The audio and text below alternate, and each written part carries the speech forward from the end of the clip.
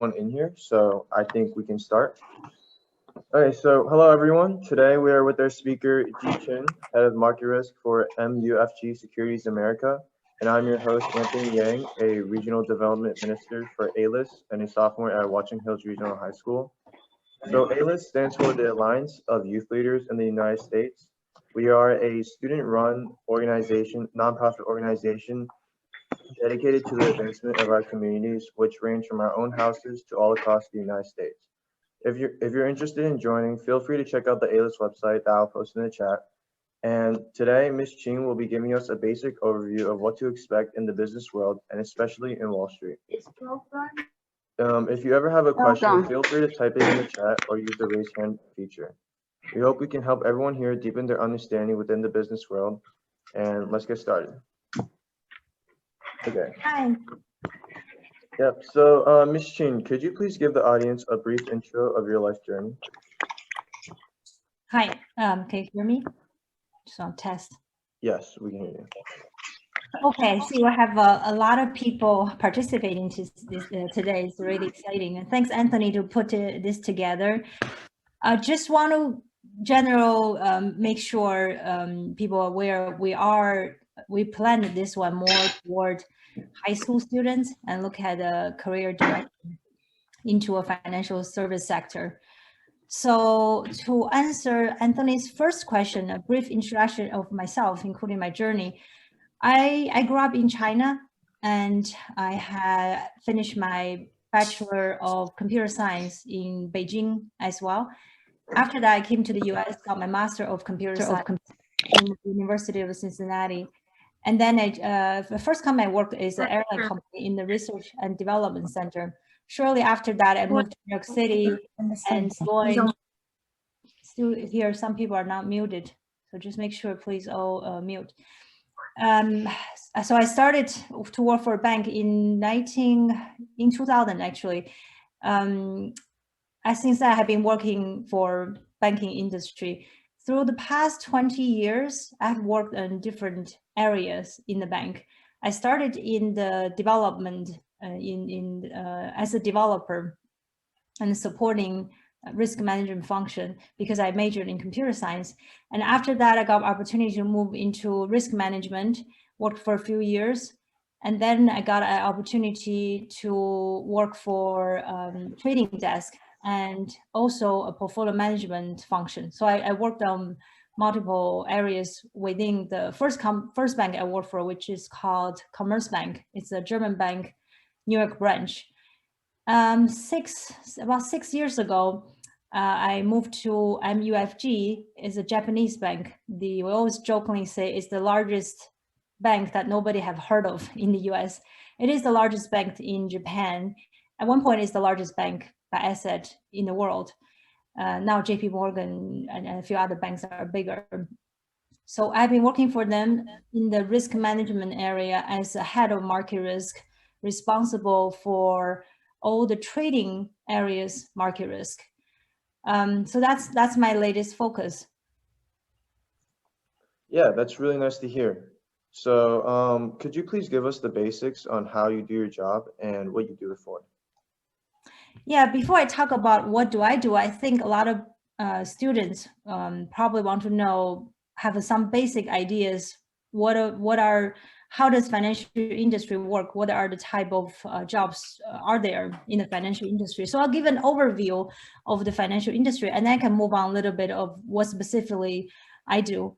So the financial industry are kind of break into a few sectors. There's the banking and capital markets sector, which is what I'm in the sector I'm working for. So what we do in a bank, we service individual customers, such as personal loans. Right? When your parents, when you take a mortgage, you go to a bank to apply for a mortgage, and also service corporate institution investors. This is talking about corporate such as United Airlines or GameStop, all these different large or small company. They typically need to borrow money, and they can borrow money in different types of form. They can take a loan out of the bank, or they can use the bank to issue corporate bonds, or they can issue stocks. And there are other types of equipment they can use to borrow money. So this is what bank helps them to do. And another sector is insurance company. Insurance company has covered property insurance, such as car, house, and to life insurance. Another sector, which probably is a smaller sector in terms of number of people working in that sector, but still pretty big impact, is the investment management sector. And this area is for people to invest other people's money. So basically look at where to have a better return, where to invest to achieve the goal of the clients. It's not always chasing the highest return. We later going to touch on there's a calculated risk. Take a calculated risk to achieve a return. So basically meeting objective of the client. So that's the investment profession. And you might have heard such as portfolio managers or traders or a company like a hedge fund are in this sector. But of course, banking sector has traders as well. So this is just one way to look at financial companies. So that's an overview of this sector. As of what I do, I work in risk management area, and in particularly market risk. Even within risk, there are many types of risk. There's market risk, liquidity risk, credit risk, reputation risk.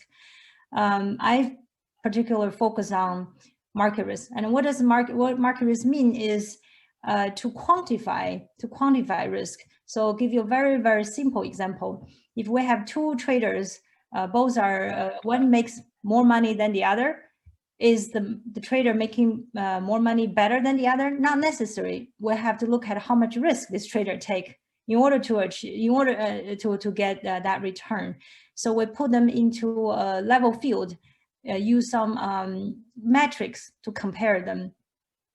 So quantify, it's an important concept. And our world, looking at the past years of history, our world in general, even our daily life has become more quantified. I'm quite excited always about this aspect of life. So for example, I thought about air quality.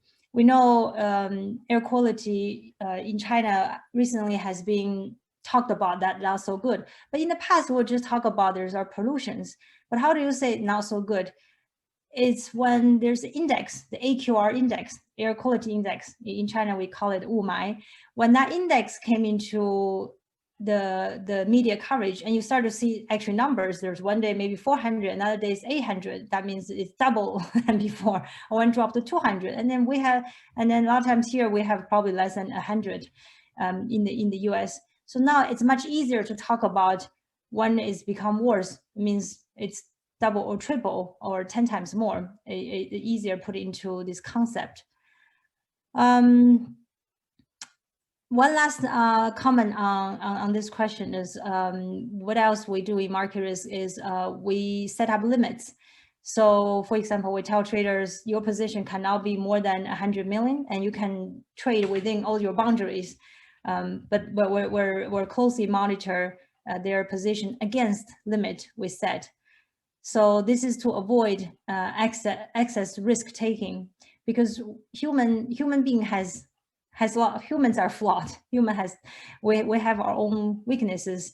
And the most famous example is in 1995, a trader, he piled up a lot of trades and eventually brought down bank, and that bank is called Barring Bank.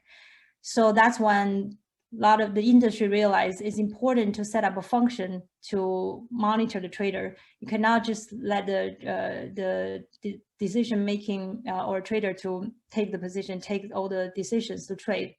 So looking back, market risk career didn't really quite exist 20 years ago. It probably a very small group and with people taking one function, meanwhile step into the risk management area.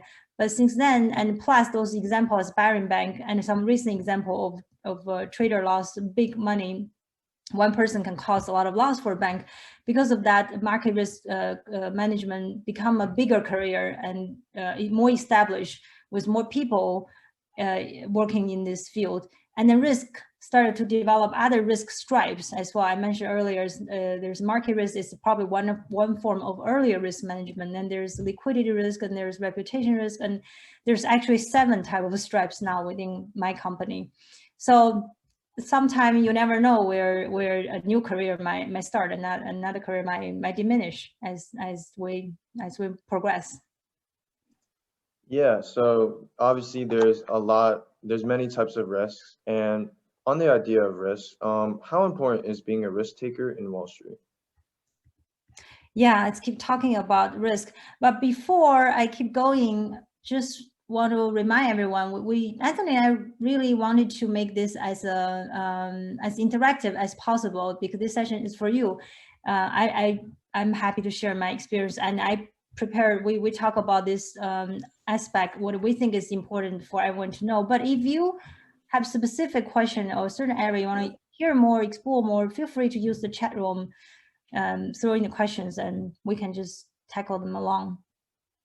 So how important it is to be a risk taker in Wall Street? It is very important. It's certainly a risk business. There's no free lunch. So return came with risk. So it is very important to understand what kind of risk are embedded before taking a risk. So, and also set up a risk tolerance, meaning you understand what the risk is, and then you want to understand how much risk you can take. So if I use a very simple example, we all heard about, or maybe a lot of people have heard about the GameStop news in January, right? The stock started from very low price and went up very high in a very short period of time. So you as an individual investor, if you want to buy the stock, if you bought the stock at $50, and then when it went to $400, you already made $350. At this time, your tolerance is high, and when the price went so much higher, the probability of going higher start to diminish. Although this one did surprise a lot of people, actually went more than 10 times higher. But typically, when it went above certain percentage higher, the likelihood of keep going higher is lower. So that means the risk of losing money is higher as the price going higher. And so that's one about knowing the risk. A very simple example. Another one is risk tolerance. If you bought the stock when it went to 350, for example, at that time, when the price is 400, you made 50, probably it's good to take a profit, because the probability, again, going higher is less and less. But if you bought stock at 50, maybe you can sit and watch a little bit, let it go up further, and then maybe come down a little bit, then you can cut, you're still in profit. So this is how to think about your tolerance. So different people have different position, they have different tolerance level of risk. Yeah, that's really nice. Could you also tell us like how you overcame a challenging situation? It could be anything about business, personal life, anything related to this. Yeah, I thought I could talk about an example of a project I worked on. So this project is, no need to go to a specific project, but this project is overdue. So it has a target finish time in 3 months, but after 4 months, the project is still far away from being finished. So I have a choice. I could just complain, and I could just give pressure to the developer. In this case, is technology implement a project. So I'm the user, and then the developer needs to write a code to develop what we set up as a application. So, or I said I have a choice of just give them pressure and then complain, or I could try to see what I can do, what I can help them with, because I have luckily I have the computer background, so I understand a little bit more than some of my colleagues. Although I haven't really touched this for a long time, so I couldn't really sit down and write a code anymore, but I could still understand the basic logic. So I sit down with them, I break it down what they're working on and where they're stuck with. So I just patiently listen to them, let them explain me what are the steps. And I realized there are 5 pieces. They were able to finish 4, they're just stuck with the fifth one. And I realized the fifth one is not as important to me as the other four. So it's more important to finish this project delivering only 4 pieces while keep working on the fifth pieces, let it drag along a little longer, than to wait and try to finish all 5 pieces together and then deliver this really late. So that's a decision I could help. But if I don't start a dialogue, if I don't sit down with them, I might never be presented this decision, because the technology folks assumed I would need from day one that I need all 5 pieces delivered as one finished project. So what I wanted to, I picked the example because I thought you might be able to relate a little bit from your high school or from your school projects. Sometimes you'll have these team projects. You have to work with a group of individuals, and maybe not everyone is on the same page in terms of how much effort everyone should put in and who should contribute to what. But if it's very important to you and you have the time, I would encourage you to do a little bit more. You don't have to stick to the fact that we agreed at the beginning, you do, let's say we have 5 people, you do 20%, I do 20%, you do 20%. And if you don't do yours, too bad. But that hinders the whole project. So at certain times, it helps to do more, and then to take initiatives to help others, because maybe not everyone has the same strength in contributing to the project. Often, probably some people can contribute more than others. Yeah, that's really good. So we have a question in the chat from Lee Liu. He asks, what majors at college can apply for Wall Street jobs? That's actually a question that I was going to ask her, so we can actually move on to that as well. So yes, certainly. We can jump to that questions. Initially, we actually thought if it's a smaller group of students, we would ask around whether anybody has a plan. But it's a large audience, so let's just directly talk about this. There are 2 tracks more so. This is how I think about it. If you could take math, physics, chemistry, engineering. So this is the STEM track, or the STEM majors. They're all actually useful, maybe more so math and physics, because in finance we deal with a lot of numbers and models. So if you're good at math and physics, for example, it's good. It could look into jobs like investment profession, trading, building models, or support people who are doing the trading, investment, or building models. So that's one aspect. Computer science is very, very popular nowadays, very hot. So with computer major, it can go to anywhere. It can go. You can work for a technology company or for Wall Street company, as well as building the software to support either support trading or support all the other applications. So computer science certainly is a major, can be used anywhere. And then, or if you like more working with people, and you probably would choose business major. And within business major, there's all kinds of different directions, right? There's finance, and I have seen good candidates as political science, for example, a different type of major. So from the business school background, I will always like to recommend the kids to still know math, or when I say no math, is if you cannot minor some sort of math statistics, but take some courses, make sure you're strong enough in that area.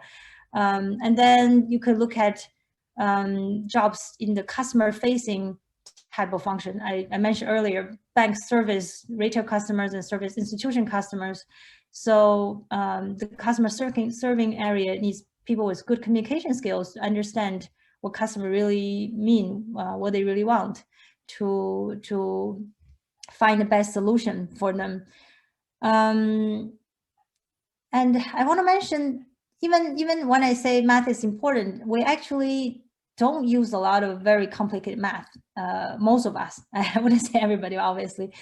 Most of us, including my job, risk management, which we we quantify a lot of complicated instrument into math, because we have designated group to build a model. So they're in different group. There's a we call quant, the quant build the model, and then most of us actually are users of the model. So we just need to know this enough to know when you use this model, what is the input, what is the output, what could be the flaw, to understand what's the flaw in the model. But math is very important. This is my take on this, is to teaches you how to think about a problem and how to analyze the problem and how to simplify the problem in an abstract way and then solve it. So sometimes you might not be able to solve it, but you can simplify it, just like my earlier example, simple example. I sit down with technology, I break down the pieces, and I find out I could make a decision whether it's important for me or not. And this is a very simple question. A simple example doesn't need as much math, but you need to be understand the jargon enough to have that dialogue. So I always think math is important in a finance major. But don't be shy away if you're not strong with that. It doesn't mean finance not it's good for you. I said there's customer facing type of jobs, but if anything, if you can be a little bit stronger in that, make sure you work on that. It will just give you an additional edge. That's just my opinion.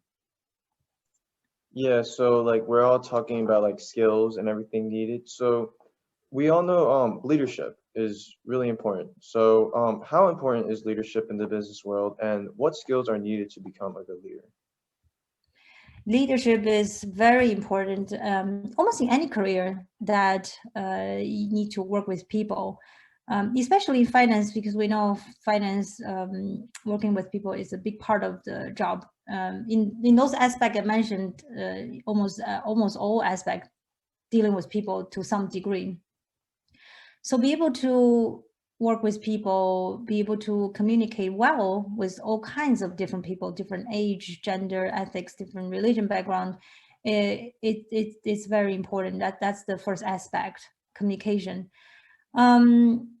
Leadership always is a very big topic. You probably can find many books talk about leadership, and it comes with different styles too. I was just thinking about recently, I read a book by the Blackstone chairman, Steve Schwarzman, and his biography. And if you're interested in finance, and this book is, I do recommend you read it. He actually talk about his career, his life, and he's really.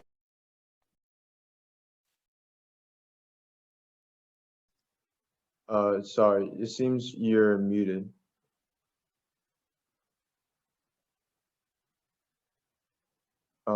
Could you try to unmute? Oh, yeah.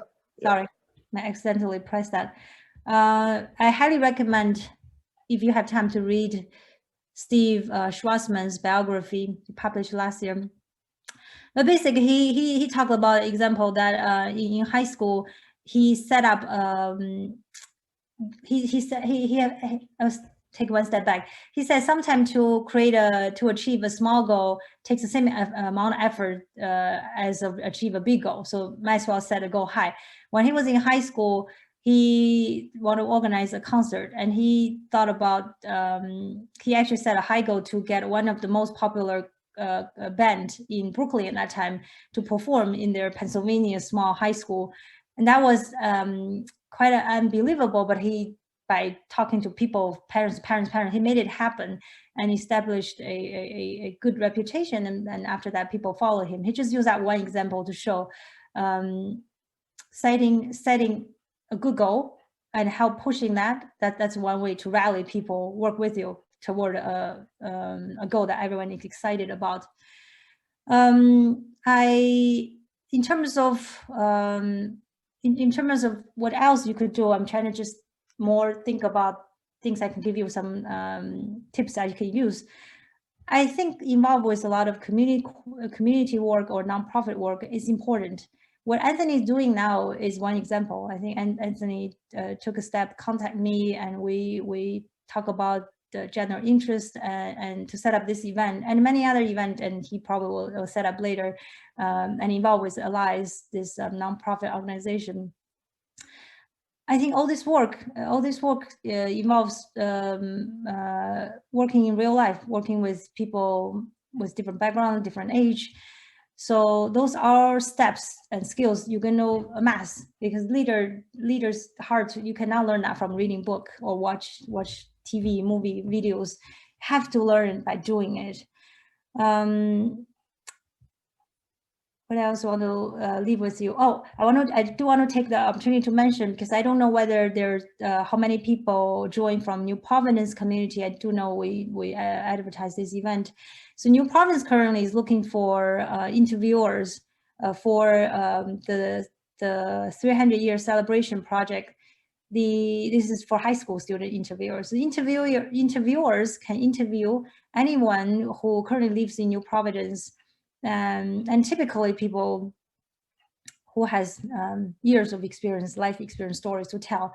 And the project to document the stories of this New Providence residents and foster connections between younger and older generation. And I know some kids took this and find it is quite rewarding. You'll be surprised how easy it is to talk to them and listen to their story, and how amazing, interesting a lot of people can tell you. All right, yeah, so moving on to more of like your job related topics, could you describe like a successful work project and how you were able to make that successful? Yeah, I think we talked about a challenging career before. A successful work project, maybe I can use that also to give you a little bit of flavor of what we do. A few years ago, we started to launch a new business line in my company. This is agency mortgage trading desk. So to launch a business require many aspects of hire people on the trading side, and risk is only one piece of the puzzle. So we have to build our technology application so we can quantify. I mentioned market risk is all about quantify. So we can capture the risk, we can quantify, we can monitor. We always will know at the end of the day how much risk the traders are taking. So for us is to build a system. That's the probably 80% of the project when before the business can launch. And for me, that's a completely new product. And I have never managed this product. And by the way, that's also part of the fun of my job is I actually get to learn a lot of new things as we go on. So it's never boring. So I read books, I talk to traders, I learn as much as I can from all the resources I can get, and hired a junior person dedicated to support them. So because when there a lot major business expand, always expand the risk management support team as well. And then we don't want to just hire a senior person, because someone who has senior come in might not have a career progression. So typically people come in, you want them to have a development path, to start from junior and get promoted to next step and grow with the business. But we also want someone who has a little bit background. So that time we hire someone who has been working with a 4 or 5 years background, know a little bit about this product, but not enough. So they're excited to learn, and also is not starting from scratch. And another piece is to it's directly on my decision is look at different vendors to decide, do we build this software in-house? We can completely build it from scratch, or there's different solutions vendors can provide, such as Bloomberg talk to us. Bloomberg can offer us an entire solution, and BlackRock can give us an entire solution. We can just give them the data, they calculate and send it back to us. So those are the decision we have to make. We have to look at the pros and cons. What's the benefit if we build this inside? We'll have 100% control of the code, but it probably takes longer. But it also probably cheaper if we give it to Bloomberg or other companies. It's easy. We don't have to hire many people in technology to support and build. But it's expensive. It's ongoing cost. Every year we pay certain cost. So at the end, we decided to build it internally, look at the pros and cons. And then just to the last piece is the implementation. It's related to what the project talk about, to make sure the project is well defined and can finish on target. So these are part of project management skill per se, to manage a project. So we have to make sure that there's many very mature framework around project management, but just give you an idea, high level. So we first have to define and agree a very specific, clear project. What do we need to see every day? What number do we need to see? What time do we need to see these numbers? And then we set up a timeline to check on the project. So that's a 6-month project. So I have to say, the first month we should see this being finished. The second month we should see this part being finished. And then the third month we're going to start to test it. And then we'll check the progress accordingly. So we have set up bi-weekly meetings to check, make sure there's no misunderstanding. You'll be surprised how much misunderstanding there can be. One person can say one thing and the other person can took that means something else. And so we have to constantly meet and check the progress and make sure it's on track. And then lastly, when this project finished, we just need to set up a set of risk limits. So I mentioned before, it's part of our job to set up the tolerance. And so, for example, we set up this: the trading desk cannot lose so much money under certain circumstance, and some other metrics like a total size of book cannot be more than 3 billion to start with, for example. So that's the complete story of that. Yeah. That's nice. So, final question. What is your personal advice for a successful career in Wall Street? I know we've gone over the majors and tips, but are there any final tips that you'd like to share with everyone? Yeah, sure. I thought about what's more relevant to at your age in high school. Self-learning is a very important ability. As you can see, I have to learn a new product even a few years ago. So learning continues after you finish school, after you finish college. You're going to continue to learn. So be able to learn on your own is important. School teaches you basic skills and it teaches you how to think. And once you're going into real life, a lot of the real life knowledge you need to learn, including culture, how to work with certain type of people. So self-learning is an important ability. And if you are interested in the finance area, interested in working for Wall Street, you should collect your knowledge now. This is actually one type of career that you can prepare much earlier. What you can do is you can start to read a lot of business news. Wall Street Journal is a good publication. There's some others. Fortune magazine actually talks more about on the corporate side. Wall Street Journal the paper is very thick. You don't have to read it all. But Wall Street Journal has podcasts, for example. I think it's like 10-15 minutes every day. So could listen on the road. What's important, why is that important to start to pay attention to this is finance is a field that has a lot of jargons. And when you don't know what they mean, you're easily caught off guard, like what you're talking about.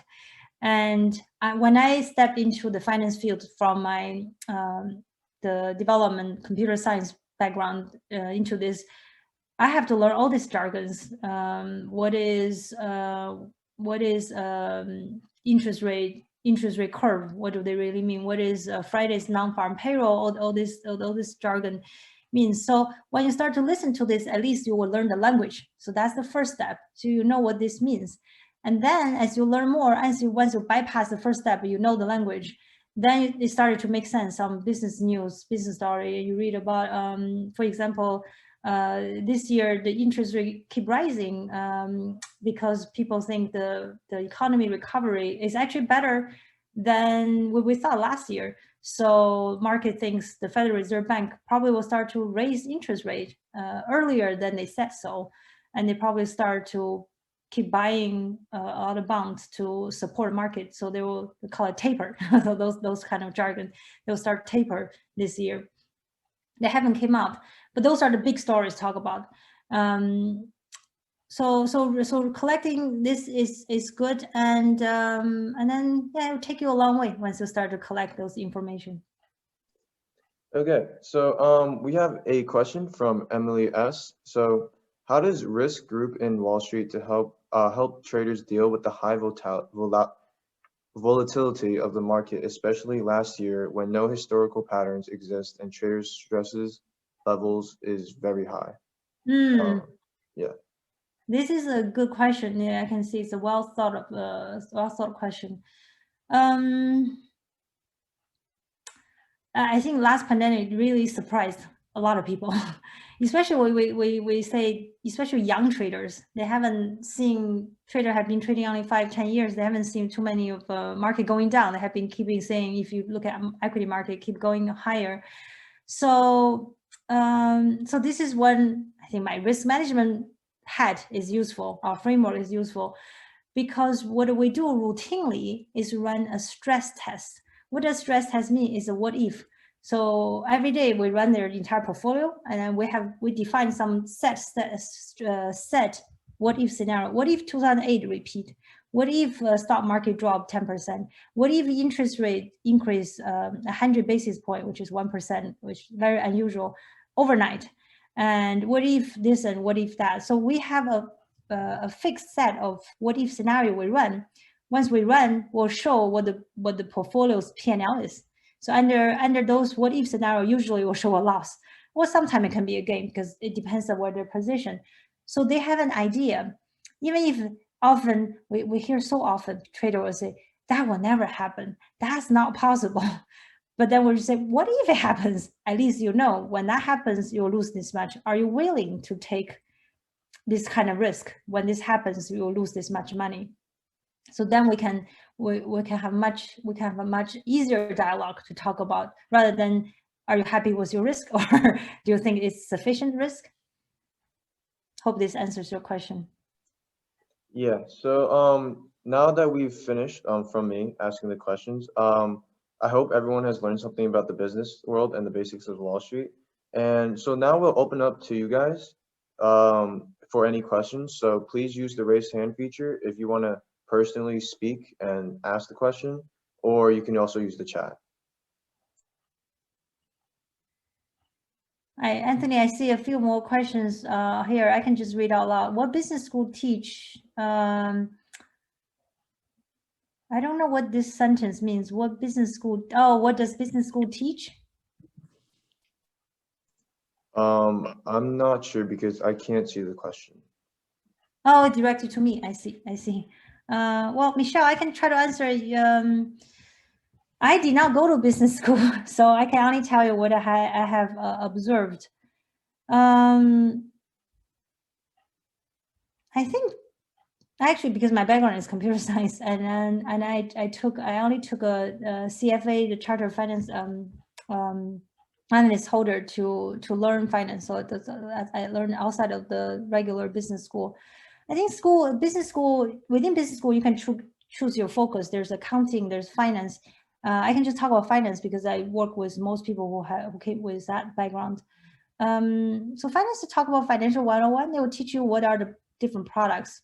That's one course probably most business school student will understand. What is options? What is a bond? And how does the price yield relationship of that? So finance 101, and then there's some other core. I actually don't know what other main courses are taught there. So let's see what are different finance, econ. Econ is a major in the business school as well. It's not econ is a major. We probably usually think about like economists. And by the way, econ is a major that will easily, to me, it's the same as finance. When we look to hire people, to me, it's not a big difference. They're all suitable to apply a job in the financial industry. But econ is talking about more broad economy, maybe talking about more of corporate, how capital works. When we talk about bank serves institution, how a corporate will use money to run their business, and then think about whole monetary system in the country, and what is the role of Federal Reserve Bank, for example. So those basics. Yeah. So, So we also have a question. Maybe you guys kind of came in late and missed like the basic overview, but we have a question saying, what is Wall Street? So maybe like a basic explanation of like what Wall Street is. I think Wall Street meant more of Wall Street versus Main Street. You might have heard that Wall Street meant a subset of the financial industry. Usually means the investment banking, investment banks. So these are Goldman Sachs, Morgan Stanley. If you have heard, those are the largest investment banks.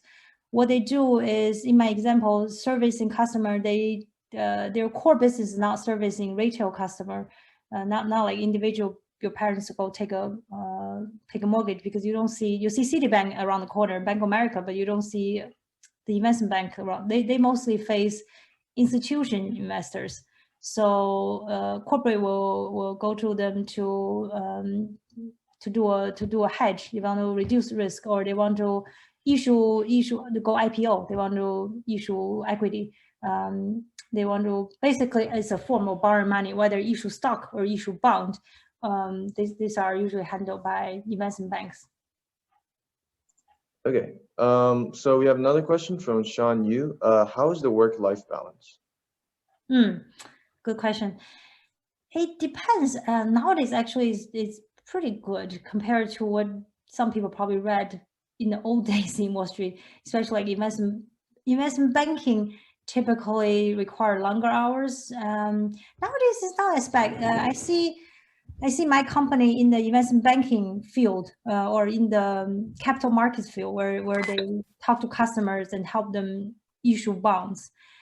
They probably has the highest workload. They come in at 8 o'clock, they work till 7, or they come in probably 9 o'clock, work till 7 or 8 o'clock. And in my risk management field, so we're supporting role. We monitor trader, but we don't directly, we don't trade in the market. It's about 9 hours a day. So, and then usually we don't work overtime.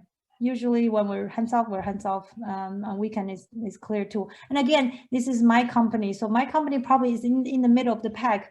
Some companies, as Goldman Sachs, probably is more on the extreme side of, at least on the media coverage side, that has a little bit longer hours. But in general, again, it's almost like risk return. In general, some jobs demand a lot of hours and they pay more. And some jobs is not as demanding and they pay less. So there's different type of jobs and different type of working hours too. Yeah, so another question is, what are suitable job positions for a math major? I actually touched it earlier. Math can be used, math major can apply a lot of jobs in the financial sector. I can think of in banking, you can apply to look at trading and look at or building a model for trading or building a model for risk. There are different models for use for different purpose, or directly in risk. In my group, we have people majored in math, and probably not so much in sales, for example, or not so much in client facing, because it wouldn't be as much math required. Maybe as a minor, may be helpful, but as a major, it'll be. I can think of this area, or so, and then there are some other analytical roles, but it's a lot of choice if you're good at math. Okay, so another question is it more difficult working on Wall Street as a person of color or a woman? And how does it affect your productivity and turnouts? That's also a good question. I actually can say quite a lot about that. Yeah, 20 years ago, well, long time ago, it is hard. Maybe even 30, 40 years ago, I talked to some of my colleagues. Our big boss in the chief risk officer in MUFG is a woman, because she talked when she started in the early 80s. There are very few people. But nowadays there are a lot of women, there are a lot of Asians, we focus so much on diversity. Company really made a strong push. If everything equal, they prefer more diverse background. And what I notice is, especially in the very quantitative field, there are a lot of Asians, a lot. I don't really have a specific number. I probably can easily say 20%. But it is, when we go to the senior level, it is less and less, which we all puzzle. Then we all want to build a strong community, and there are different nonprofit organizations to support the career progression for minorities. And in my case, I joined called Ascend to support Asian leadership development as well. But I can tell you, because the starting career, you wouldn't feel as a minority. The starting field, the junior field, there are so many different ethnic background. And I say same thing as a woman. My team, give example, my team, I have 60% woman and 50% Asian. Yeah. So another question is, what kind of personal characteristics are important for high school students to be successful later in life? That's a good question. I think curiosity. Well, obviously, there's so many personal traits. Nobody can have all of them. You're just gonna have a few. That will be enough to take you along. For me, I'm always curious, so that's why I actually like risk management, because I can ask a lot of questions. I can ask trader what position you're taking, why you're doing this, why did you lose money, why did you make money, what are you thinking for tomorrow? So curious nature, and not just hold the curiosity to myself, but actually make an effort to find the answer. So that's an important trait. Be observing, detail oriented. I remember when I was trading desk, our trading boss, he was interviewing a lot of interviewing junior traders.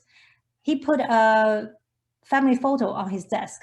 He just want to see, because all the candidates are nervous when they came in and talked to a big boss. He wanted to see who actually paid attention and then may talk about it.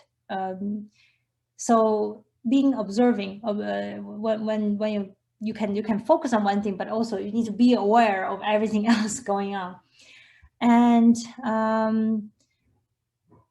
networking, it will be a tip I want to give it to you, because I thought about this. I think I assume most of you are from New Jersey area. I think you're very lucky, because your parents' friends, a lot of us are in this industry already. So we actually could have, like today, I'm happy to share my experience. I don't particularly feel very successful, but I'm happy to share what I have done. I came a long way. But I'm sure you can find out from your family, friends, other people's advice, what their work is like, get a taste, what kind of job they do, get a flavor, what kind of skill set they require. And even when you need internship, ask them to help you submit a resume. There's some information, even if they cannot submit a resume, but they can give you some advice they can edit your resume. There's so much resource you could tap into. So be able to talk to people outside of your normal age band, I'll say. I think it goes a long way. Yeah. So we have another question is, how about the race percent distribution in different financial sections? Different financial sections. I assume you're talking about different jobs within the financial sector. Is that right? Like I talk about risk management is one type of job, but there will be trading, investment bankers, and portfolio managers. Yeah, I think so. I think so. With the question. Yeah.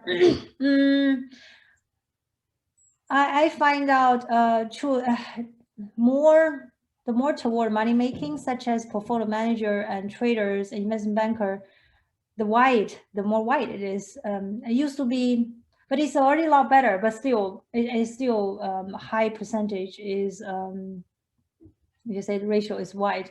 But I started to see a lot more different diversity into this field, and then supporting actually like technology has actually white collar will be a minority, and the risk management is a smaller percentage, and different supporting area has more diverse background. All right, yeah. So I have a question. Oh, yeah. Hi, Ms. Ting. My name is Chanel Ting, actually.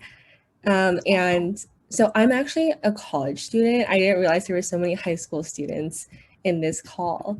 But thank you for taking the time to talk to us today. But I was wondering, what would you tell yourself in college, or maybe like end of high school for the younger students, like a piece of advice that you wish you known before entering the industry? Oh, by the way, I think a lot of my feedback advice can be used for college students too. We just thought we marketed to high school students. I wish I would be more vocal, a little bit more aggressive. This is maybe more so with my background, because when I started my career here, I felt English is not my first language, so somewhat I will be always hesitant to ask because of my accent. But then I realized over a long time, looking back, I have a lot of things I could bring on the table. So it really does not. It really does not hurt to ask just confidently, like, well, I know who I am, I know what I can contribute, and I understand this and this, and I want to do this and this, and now feel shy about that. So I wish I would have been I know that when I started my career. Okay, thank you. All right, so we have another question. By the way, everyone, we'll be stopping questions at 4:30 and this meeting will end. So if you do have any questions, please type in the chat. So the next question is, what is the difference between economics and finance? Oh, I think I touched on that. Economics, I think it's economics is more from my simple view. I did not take either course because I got my finance education through the CFA, learning through to get the CFA charter. So I think finance usually more so talk about probably I wonder whether anybody join here. I see seems like there's some parents. If anybody know this answer, you can raise your hand or feel free to join. I just don't want to give you a wrong answer to mislead you. Okay, if nobody joined, economics more talk about the big picture, the macroeconomics, like I mentioned, like how monetary system works, why Federal Reserve Bank do this, and when Biden signed the stimulus check, what does it really do to the economy? How money moves? And finance may be more micro, talk about a company. This is their accounting. A company can issue stock, bond, or borrow from loan. This is the capital structure. How money works for this company, working capital. How do they think about revenue, cost, and a financial statement? So I think, but then there are a lot of common concepts and some common courses both will have to take. Yeah. So it doesn't seem to be any more questions. Anthony, I can add one more thing, and then we can add the session. Mm-hmm. I thought about looking Outlook because many of you, but first of all, by showing up today, which shows you are thinking about your future, you care about your future. Be dynamic.